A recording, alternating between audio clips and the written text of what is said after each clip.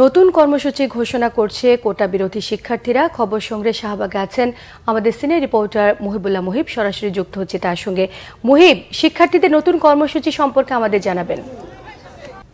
এইমাত্র ঠিক কোটা বিরোধী আন্দোলনের যেই কর্মসূচি সেটি ঘোষণা করা হয়েছে। আগামীকালকে ঠিক একইভাবে বাংলা ব্লকেট অর্থাৎ 3:30 থেকে সারা দেশে প্রত্যেকটি বিশেষ করে প্রত্যেকটি যোগাযোগ মাধ্যম, রেলপথ, সড়কপথ সবগুলো অবরোধের আবারও ডাক দিয়েছে কোটা বিরোধী আন্দোলনের বিশেষ করে শিক্ষার্থীরা। কিছুক্ষণ আগে এই শাহবাগ চত্বর থেকে এই আন্দোলন কর্মসূচি ঘোষণা হয়েছে।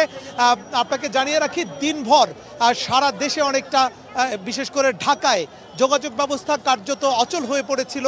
কোটা বিরোধী আন্দোলনের যেই আন্দোলনরত শিক্ষার্থীরা রয়েছেন তাদের বিশেষ করে উপস্থিতিতে ঢাকা শহরের প্রত্যেকটি মোড়ে মোড়েই মূলত তারা অবস্থান নিয়েছে। বিশেষ করে ফার্মগেট, শাহবাগ চত্বর, মৎস্য ভবন সহ মতিঝিল, অন্যান্য এলাকায় আমরা যতগুলো এলাকা ঘুরেছি সবগুলো এলাকায় আমরা দেখেছি যে শিক্ষার্থীদের সরব অবস্থান। একই সঙ্গে কিন্তু আমরা দেখেছি যে পুলিশের সরব উপস্থিতি, তবে কোনো ধরনের কিন্তু আমরা অপ্রীতিকর ঘটনা এখন পর্যন্ত দেখিনি।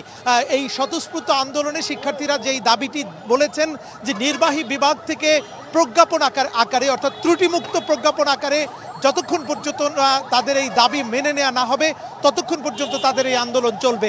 আগামী দিন ঠিক 3:30 থেকে এই একই ধরনের বাংলা ব্লকেট কর্মসূচি আবারও পরিচালনা করার কিন্তু কর্মসূচি ঘোষণা করা হয়েছে। সেই কর্মসূচি কতক্ষণ পর্যন্ত চলবে, কয়টা পর্যন্ত চলবে বা সেটি কখন গিয়ে থামবে সেই বিষয়ে কিন্তু স্পষ্ট কোনো নির্দেশনা ছিল না আজকের এই কর্মসূচি ঘোষণা অনুষ্ঠানে। তো এই ছিল আমার কাছে শাহবাগে বিশেষ করে আন্দোলনরত শিক্ষার্থীদের আন্দোলন শেষে কর্মসূচি ঘোষণার সবশেষ তথ্য।